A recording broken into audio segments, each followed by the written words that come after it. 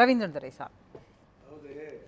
நட்டா சொல்கிறது வந்து பீகார், யூபி, மகாராஷ்டிராக்கெல்லாம் சரிதான். அங்கங்குள்ள சின்ன கட்சிகள் வந்து பாஜக கூட சேர்ந்தும் வெற்றி பெற்றிருக்காங்க. அனுப்பிரியா பட்டேல் மத்திய அமைச்சராக இருக்கிறாப்புல. அதே மாதிரி பஸ்வானோட பார்ட்டி எல்ஜேபி, பஸ்வானோட சன் சிராக் பஸ்வானே மத்திய அமைச்சராக இருக்கிறாப்புல. அங்கெல்லாம் பாஜக வெற்றியாளர். அவர் அதே எண்ண ஓட்டத்தில் தமிழ்நாட்டிலையும் பேசுகிறாரு. தமிழ்நாட்டில் பாஜக ஒன்ஸ் வெற்றியாளராக இருந்தாங்க 98, 99 2 தேர்தல்களில். 2001க்கு பிறகு பாஜக வந்து மைனஸுங்கிற பார்வை தான் இங்கே பார்க்கப்படுது, ரியாலிட்டி. அதனால தான் எடப்பாடியே பாஜகவை மைனஸாக பார்த்தாரு. அதனால் நட்டா சொல்கிறது அகில இந்திய தலைவர் மற்ற ஸ்டேட் மாதிரி தமிழ்நாட்டிலையும் பாஜக வெற்றி முகத்தில் இருக்குங்கிற எண்ண ஓட்டத்தில் அவர் சொல்லியிருப்பார். யதார்த்தம் தமிழ்நாட்டுக்கு அது பொருந்தாது. இன்னும் சொல்லப்போனால் அதிமுக கூட்டணிக்குள்ள பலம் நிரூபிக்காத தாவேக்கா போன்றவங்க உள்ள வர்றதுக்கு யோசிக்கிறதுக்கே காரணம் பாஜக அங்கே இருக்கிறதும் பாஜக கொள்கை எதிரின்னு சொல்கிறது தான் ஒரு காரணம். அதற்காக பாஜகவுக்கு உள்ள செல்வாக்கு வளையம்ங்கிறது வந்து 2024 வந்து அண்ணாமலையால் நிரூபிக்கப்பட்டிருக்குது. தாமரையில் 10% வாக்குக்கு மேலே அவர் நிரூபித்து காட்டியிருக்காங்கிறது உண்மை. பட் அல்டிமேட்டாக வெற்றி தான் முக்கியம்னு சொல்லும்போது அவங்களும் வந்து தனித்தனியாக அதிமுக அதிமுக 23% வாக்கு தான் எடுத்தாங்க. ஒரு இடத்துலையும் வெற்றி பெற முடியல. பாஜகவும் 18% வாக்கு பாமக எல்லாரோட சேர்ந்து ஒரு இடத்துலையும் வெற்றி பெற முடியல. ஸோ ஒன்றிணைந்தால் வெற்றி பெற முடியுங்கிறது அதிமுகவோட ஒரு கணக்கு. பாஜகவுக்கு பயந்து அதிமுக கூட்டணி அமைத்து உள்ளதுன்னு சொன்னால் கண்டிப்பாக நான் அதை ஏற்றுக்கலை. அந்த கிவன் சிச்சுவேஷனில் தனக்கு எது நல்லதோ அதை எடுக்கக்கூடிய அளவுக்கு கெப்பாசிட்டியும் அரசியல் புரிதலும் உள்ளவர் எடப்பாடி பழனிசாமி. அவர் அண்டர் எஸ்டிமேட் பண்ண முடியாது. அந்த எந்த சிச்சுவேஷனில் அவர் அமித்ஷா பார்க்க டெல்லி போகிறாருன்னு சொன்னால் செங்கோட்டையனை பயன்படுத்தி கட்சிக்குள்ளே பிரச்சனை பண்ணிடுவாங்க, சிம்பிள் மேட்டரில் ஏதாவது பண்ணிடுவாங்கங்கிற ஒரு சிச்சுவேஷன். இன்னொரு சிச்சுவேஷனில் விஜயை பற்றிய பலன் நிரூபிக்காத விஜயை பற்றிய ரொம்ப எக்ஸசிவ் டாக்ஸு.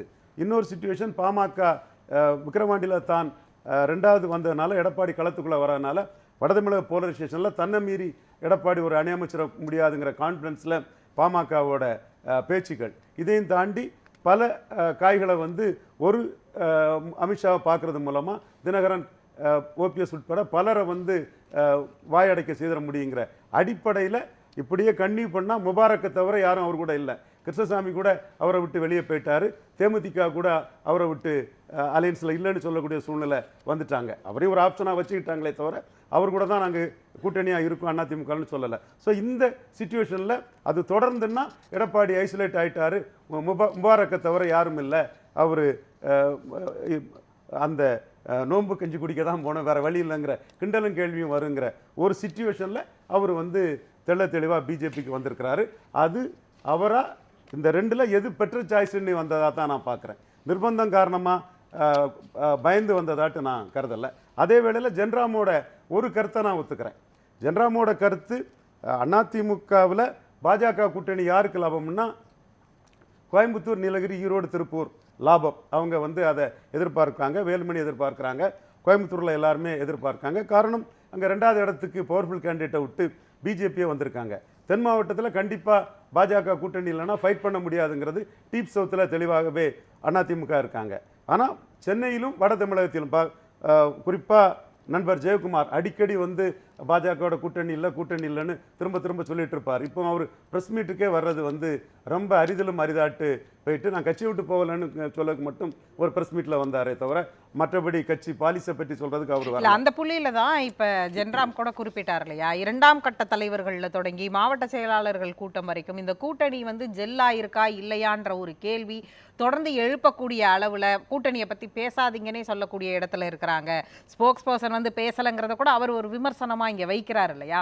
அப்போ இந்த இது வந்து தேர்தல் களத்தில் கீழே வேலை பார்க்குற தொண்டர்கிட்ட எப்படி எதிரொலிக்கும் ஒரு கேள்வி இருக்குல்ல. அது அடுத்த கட்டம். இந்த கட்டத்தில் தாமரையில் 11.4% எடுத்த ஒரு கட்சி இன்டாக்டாக நம்மக்கிட்ட வருது. நமக்காக ஒரு பலமான அணி அமைக்க போகிறோம், திமுக அதிமுக வீழ்த்த போகிறோம்னு சொல்லக்கூடிய ஒரு லோக்கல் லீடரை நமக்காக மாற்றி தராங்க. இதெல்லாம் நமக்கு இன்றைக்கி அட்வான்டேஜ். இதை தவிர இன்னொரு அட்வான்டேஜுக்கு நம்ம போனோம்னா பலம் நிரூபிக்காத விஜய் அவர் ரொம்ப டால் கிளைம் வைக்கிறார். 1. 2வது பாமக சொன்னது மாதிரி விக்கிரவாண்டில் நீங்கள் வராதனால போலரைசேஷனில் நீங்கள் பயந்து ஓடிட்டீங்க, நாங்கள் தான் அங்கே செகண்ட் பொசிஷன் அவங்க சொல்கிறாங்க. இப்படி பல இடர்பாடுகளுக்கு மத்தியில் இந்த இது எடப்பாடிக்கு கால்குலேஷனில் இல்ல நீங்க மற்ற சொல்ற கால்குலேஷன்லாம் கூட ஓரளவுக்கு அண்டர்ஸ்டுட், அதெல்லாம் நம்மளால டேட்டாவோட மேட்ச் பண்ண முடியுது. விக்கிரவாண்டி ஒரு தொகுதியை வச்சு ஒரு இடைத்தேர்தலை வச்சு இடைத்தேர்தலுக்கான நுவான்சஸ் அதோட நுண் அரசியலுங்கிறது வேற. அதிமுகவுக்கு ஒட்டுமொத்தமா இருக்கிற வாக்கு வங்கியை ஒரு விக்கிரவாண்டியை வச்சு பாமக வந்து அவங்க கேம் சேஞ்சர்னு சொல்லிட முடியுமான்னு ஒரு கேள்வி வரும்ல அந்த இடத்துல. அதுதான் சிக்கல். விக்கிரவாண்டியில் ஒரு போலரைசேஷன் நடந்தது. எடப்பாடி பழனிசாமி ஓட அதிமுக விழுப்புரத்தில் 35% வாக்கெடுத்தாங்க, விக்கிரவாண்டியில் 36% வாக்கெடுத்தாங்க. அந்த 36% வாக்குல 23% இரட்டைலை வாக்கு உதயசூரியனுக்கு போலரைசேஷன்ல போகுது. 12% இரட்டைலை வாக்கு ஈரோடு கிழக்குலயும் அது நடந்துச்சு தான். இல்ல ஈரோடு கிழக்குல ப்ராசஸ் வேற, இது ப்ராசஸ் வேற. உங்களை ஆதரிச்சு உங்க போராட்டத்தை சபாநாயகருக்கு எதிராக உங்க போராட்டத்துக்கு வந்து ராவணனே இடும்பாவன் கார்த்திகையும் அனுப்பி ஆதரவு தெரிவிச்ச நாம் தமிழருக்கு 1% தான் கூடிச்சு. அப்போ எடப்பாடி பழனிசாமிக்கு ஈர்ப்பு சக்தி இல்லை, அவரோட ஓட்டை டிரான்ஸ்ஃபர் பண்ணக்கூடிய கண்ட்ரோலிங் கெப்பாசிட்டி அவருக்கு இல்லை. அவரை மீறி அந்த இரட்டைலை வாக்குகள் வந்து உதயசூரியனுக்கு போகிறது தான் வட தமிழகத்தின் ரியல் பொலிட்டிக்ஸு. 98 இருந்தே வட தமிழகத்தின் ரியல் பொலிட்டிக்ஸ் இதுதான். அதை இங்கே ஏசி ரூமில் இருந்து நம்ம சென்னையில் பேசக்கூடியவங்க பேசுறது கிடையாது. கிரவுண்டு அதுதான் வட தமிழக கிரவுண்டு. அந்த கிரவுண்டை விட்டு எடப்பாடி பழனிசாமி ஏன் ஒதுங்கினாருன்னு சொன்னா இல்ல இப்ப நீங்க சொல்ற அந்த லாஜிக்கே எடுத்துக்கிறேன். சங்கரன் கோயில் கடந்த காலங்கள்ல ஆர்கே நகர் வரைக்கும் கூட எடுத்துப்போமே, அப்ப வந்து திமுகவோ அதிமுகவோ போட்டி போடாத இடைத்தேர்தல்லாம் இருக்கு. அன்னைக்கு வந்து அது அன்றைக்கு இருந்த தலைவர்கள், அன்றைக்கு திமுகவுடைய முன்னாள் முதலமைச்சராக இருந்த திரு கருணாநிதியா இருக்கலாம், அல்லது வந்து அதிமுகவுடைய மறைந்த முன்னாள் முதலமைச்சர் திரு ஜெயலலிதா அவர்களா இருக்கலாம். இவங்க 2 பேருக்கும் இதே மாதிரி இபிஎஸ்க்கு சொல்ற மாதிரி நீங்க சொல்லுவீங்களா? அவங்களுக்கு கெப்பாசிட்டியில ஓட்டை கண்ட்ரோல் பண்றதுன்னு நீங்க சொல்லுவீங்க? டிஃபரன்ஸ் இருக்கு. அவங்க ஈர்ப்பு சக்தி உள்ளவங்க, ஓட் கன்வெர்ட்டிங் கெப்பாசிட்டி உள்ளவங்க இவர் அளவு தோல்வியில் இல்லை. அதையும் தாண்டி யார் அவங்கள பலகீனப்படுத்துறாரோ அவங்க அவர்களுடைய வந்து கூட்டணிக்கு வந்தாங்க. இப்போ அந்த கூட்டணிக்கு வரலன்னா டில் டுடே கூட ஒரு வேளையில் 50-50ன்னு இவர் வெங்கட்ராமன் விஜய்க்கு ஆடிட்டரும் சிஆர் பாஸ்கரன்லாம் ஒரு கேஷிய செய்தி தான். அது வந்து மெட்டீரியலைஸ் ஆச்சுன்னா வட தமிழகத்தில் திருமாவளவன் இருக்க அணிக்கும் ராமதாஸ் இருக்க அணிக்கும் தான் போட்டிங்கிற ஒரு சூழ்நிலையும் சான்ஸ் எடுக்க முடியாது எடப்பாடி பழனிசாமி. அது வந்து தவிர்க்க முடியாத ஒரு இதுதான் அந்த வட தமிழகத்தை பொறுத்த வரையில். ஏன்னா ஒரு போலரைசேஷன் பொலிட்டிக்ஸ் 98 இருந்தே இருக்குது. அதோட தாக்கம் வந்து ஜெயலலிதா தாக்கு பிடிச்சிட்டாங்க, கலைஞர் தாக்கு பிடிச்சிட்டாப்புல. எடப்பாடி நம்ம ஒரு வேளையில் தாக்கு பிடிக்காம போயிட்டோம்னா அது எக்ஸ்போஸ் ஆயிருங்கிறதுக்காக தான் விக்கிரவாண்டி களத்துக்குள்ளே அவர் வரல. ஏற்கனவே ஈரோடு கிழக்கு களத்துக்குள்ளே அவர் நின்னவர் தான். ஸோ அந்த இடத்துக்குள்ளேயும் அவருக்கு ஒரு பவர் பொலிட்டிக்ஸில் என்ன மீறி நீங்கள் இங்கே போலரைசேஷனில் நிற்க முடியாதுங்கிற ஒரு சிக்னலை இவர் டாக்டர் ராமதாஸ் கொடுக்கும்போது, ஏன் இவரே என்டிஏக்குள்ளே இருந்தானே கொடுக்குறாரு, நம்மளே என்டிஏக்குள்ளே போனால் அதில் என்ன நஷ்டம் இருக்குது நமக்குன்னு எல்லா கால்குலேஷனும் போட்டு தான் போனாரே தவிர வெறும் த்ரெட்டுக்கு எந்த ஒரு தலைவரும் போனாருங்கிறதுல எனக்கு என்றைக்குமே உடன்பாடான இது கிடையாது. பாஜகவை பொறுத்தவரையிலையும் இந்தியா ஃபுல்லாக சிபிஎம் வந்து கம்யூனிஸ்டுகள் வந்து ஆன்டி பிஜேபி ஆன்டி மோடியை வந்து நீங்கள் மேக்சிமைஸ் பண்ணணும்னு சொல்லும்போது ஒரு 20% வாக்கு ப்ரோ மோடி ஆட்டு ப்ரோ பிஜேபி ஆட்டு உள்ள வர்றது வந்து அவங்களுக்கும் சாதகங்கிற அடிப்படையில் தான் இந்த அணி அமைஞ்சிருக்கு.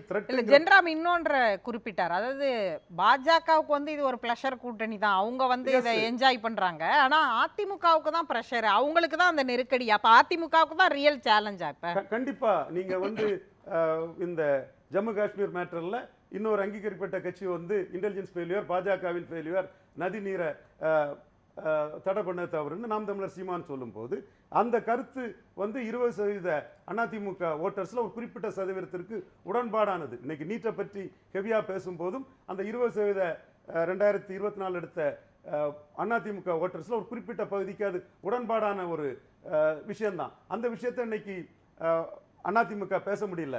பட் தமிழிசை, நயனார் நாகேந்திரன் அந்த அவங்க இஷ்யூவை முன்னெடுத்துக்கிட்டு ஹெவியா போயிட்டு இருக்காங்க.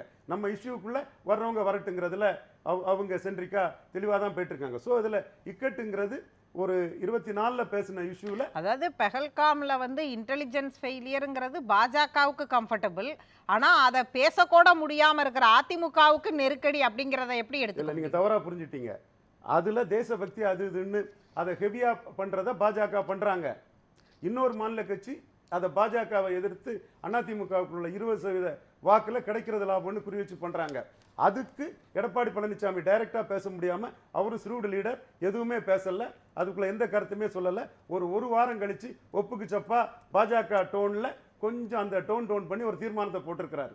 ஆக இந்த நெருக்கடி அவருக்கு இருக்குங்கிறதா நான் சொல்ல வர்றேன். அதே மாதிரி நீட்டிலையும் இந்த நெருக்கடி அவருக்கு இருக்குது.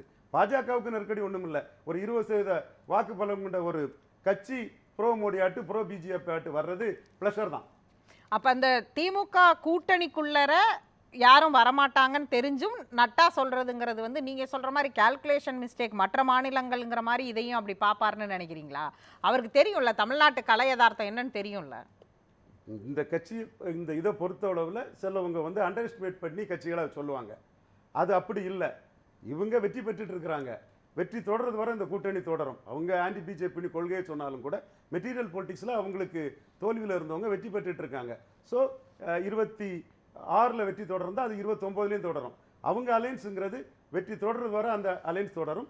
அதில் அலையன்ஸோட தலைவரான மு.க. ஸ்டாலின் ஒரு ஜோதி பாசு மாதிரி தன்னோட வெற்றின்னு அதை கலைஞர், புரட்சி தலைவி, மக்கள் தலைவங்கெல்லாம் கிளைம் பண்ணுறது மாதிரி இல்லாமல் கூட்டணியின் வெற்றிங்கிறத பல முறையில் எங்கெங்கெல்லாம் எம்பசிஸ் பண்ணுமோ அங்கங்கெல்லாம் எம்பசிஸ் பண்ணுறாங்க. கோயம்புத்தூர் மாநாடுனாலும் சரி, காஞ்சிபுரம் பவளவிழா மாநாடுனாலும் சரி, சந்திரகுமார் பதவியேற்புனாலும் சரி, எல்லா கூட்டணி கட்சி தலைவர்களும் அவங்க ஒன்றிணைத்து செய்யும் போது இந்தியாவிலே ஒரு கூட்டணி இன்டாக்டாக கெமிஸ்ட்ரியோட இருக்கிறது வந்து திமுக, கம்யூனிஸ்ட், காங்கிரஸ், விடுதலை சிறுத்தைகள், முஸ்லீம் லீக்கு, மதிமுக, இந்த கூட்டணி தாங்கிறது வந்து வெளிப்படையாக இருக்குது. அந்த கூட்டணியின் பலமே கெமிஸ்ட்ரி தான், காம்பினேஷன் கெமிஸ்ட்ரி தான் அந்த கூட்டணியின் பலம். இன்னும் சொல்லப்போனால் அவங்க 19ல் ஒன்றாகி வர்றதுக்கு முன்னாடி அதில் உள்ள எல்லாரும் திமுக உட்பட பல தோல்விகளையும் குறைவான வாக்கு சதவீதத்திலும் வந்தவங்க தான். அந்த கெமிஸ்ட்ரி அவங்களுக்கு ஒர்க் அவுட் ஆகிட்டு அதில் அவங்க தெளிவாக போயிட்டு இருக்காங்க. பேசலாம்.